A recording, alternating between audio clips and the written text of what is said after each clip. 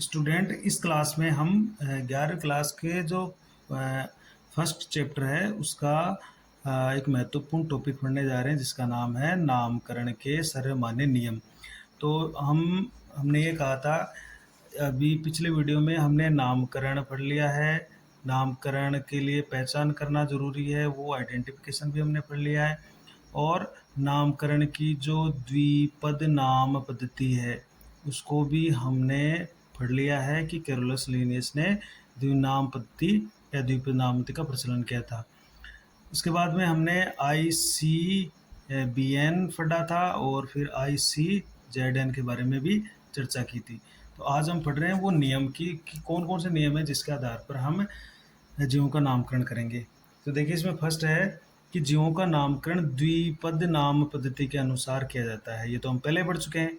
अर्थात जीव के नाम में दो पद होते हैं या दो घटक मौजूद होते हैं।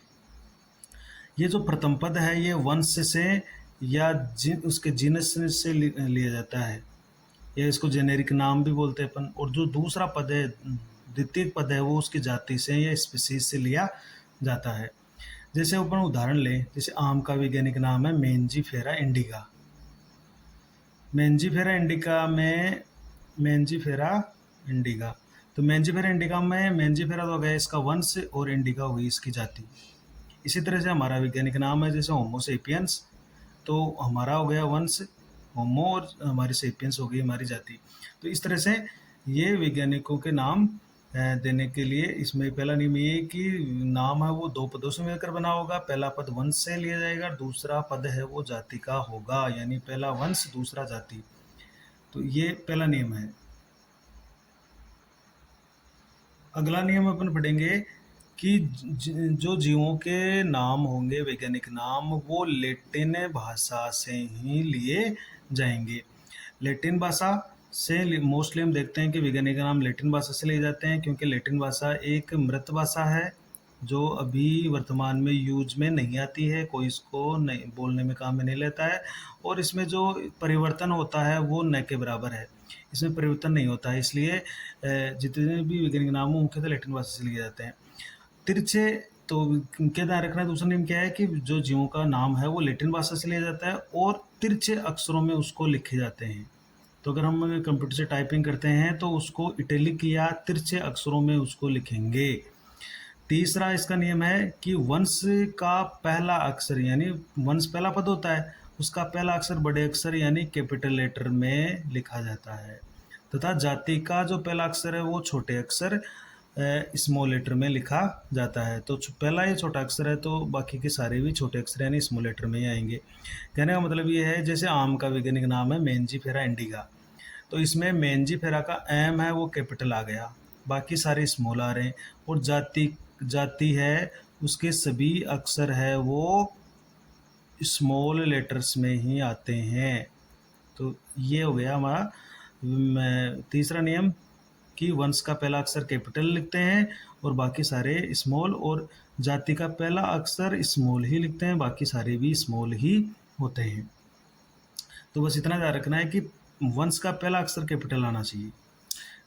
अगला जो चौथा नियम है वो ये है कि अगर हम नाम हाथ से लिखते हैं, हाथ से लिखते समय वंश और जो जाति के जो नाम है उन दोनों नामों को अलग अलग रेखांकित या अंडरलाइन कर देते हैं, उसके नीचे अंडरलाइन उसको कर देंगे। लेकिन अगर अपन छपाई करते हैं, कंप्यूटर से टाइपिंग करते हैं, तो छपाई करते समय तिरछे या इटैलिक लिखते हैं। ये हमने पहले पढ़ लिखे हैं कि अपन अगर कंप्यूटर से इसकी छपाई करते हैं या उसकी कंप्यूटर से लिखाई करते हैं तो हम उसको तिरछे लिखेंगे या इटैलिक उनको टाइप करेंगे, जबकि अगर हाथ से लिखेंगे तो उनको रेखांकित अंडरलाइन कर देंगे। यह रेखांकन है वो उनके लैटिन उद्भव को दर्शाता है। ये जो हम अंडरलाइन कर रहे हैं ये दिखाता है कि वो लैटिन भाषा से लिए गए हैं। अगला नियम ये है कि जिस वैज्ञानिक ने सर्वप्रथम नामकरण दिया है, तो कई बार क्या होता है किसी जीव का वैज्ञानिक नाम देने में विवाद हो जाता है, एक से ज़्यादा वैज्ञानिक उसका नाम दे देते हैं या नामकरण करते हैं। तो जो सबसे पहले जो नामकरण जिस वैज्ञानिक ने किया है उस वैज्ञानिक का नाम है, उस वैज्ञानिक का नाम यहाँ पर लिखेंगे, उस वैज्ञानिक का नाम जाति के बाद संक्षिप्त में लिखा जाता है। जैसे मेंजीफेरा इंडिका है, तो मेंजीफेरा इंडिका के बाद में हमने लिख दिया LIN यानी लीनियस। तो हम यहाँ पर संक्षिप्त में इसका नाम लिख देंगे। और ये जो संक्षेप में लिखा हुआ है ये दिखाता है कि सर्वप्रथम नामकरण लीनियस ने किया था। और लास्ट नियम है कि वैज्ञानिक का जो नाम लिखते हैं उसको हम सामान्य रूप से लिखते हैं, उसको न तो रेखांकित करते हैं और न ही उसको तिरछे अक्षरों में लिखते हैं। तो ये नियम है सारे नामकरण के। इन नियमों की पालना करते हुए हम किसी भी जीव का नामकरण कर सकते हैं। तो पहला नियम तो है कि जीव का वैज्ञानिक नाम है वो 2 शब्दों से मिलकर बना होता है या 2 पदों से मिलकर बना होता है। पहला पद या शब्द है वो वंश से लिया जाता है, दूसरा उसके जाति से लिया जाता है। और दूसरा हमने नियम ये पढ़ा है कि जीवों का जितने वैज्ञानिक नाम होते हैं वो लैटिन भाषा से लिए जाते हैं और तिरछे अक्षरों में उनको लिखे जाते हैं या टाइपिंग की जाती है।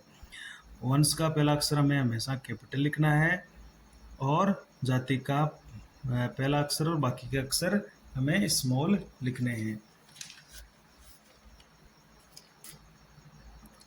देखिए कई बार जैसे इस तरह का प्रश्न आता है, जैसे मेंजीफेरा इंडिका है तो हम इसको इस तरह से लिख रहे हैं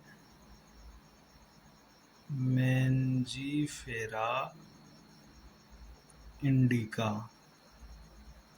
अब इसमें अपन देखेंगे इसमें कौन सा सही है। एक ये आ गया Mangifera indica, Mangifera indica, Mangifera indica. तो ये 4 अक्षर शब्द है एक ही आम का वैज्ञानिक नाम के। तो इनमें से जो सही है वैज्ञानिक नाम के अनुसार तो वो अपन देखेंगे। तो ये भी गलत है क्योंकि इसका पहला अक्षर स्मॉल आ गया। ये भी गलत है क्योंकि इसका पहला अक्षर भी स्मॉल आ गया, इसका कैपिटल है। ये गलत क्यों है क्योंकि ये तो पहला वंश तो सही है लेकिन जाति का पहला अक्षर मैंने कैपिटल ले लिया, ये गलत है। तो यहाँ पर सही हो जाता है ये पहला, क्योंकि यहाँ पर ये कैपिटल लेटर में है और ये बाकी स्मॉल लेटर के अंदर सारे अक्षर इसके लिखे हुए हैं। तो इस तरह से अपन को ध्यान रखना है कि वंश का पहला अक्षर कैपिटल लेटर में लिखना है और बाकी के सारे छोटे अक्षरों में लिखने हैं। जिससे मेंजीफेरा इंडिका इसको हमने लिख लिया है। तो हमने जैसे मेंजीफेरा इंडिका लिख लिया है। इसी तरह से जैसे हम अगर किसी जीव प्राणी का जैसे शेर का वैज्ञानिक नाम लिखें तो शेर का वैज्ञानिक नाम हो जाता है पैंथेरा लियो। तो हम इसको इस तरह से लिखेंगे, इसमें पी कैपिटल लिखेंगे और बाकी के सारे स्मॉल लिखेंगे।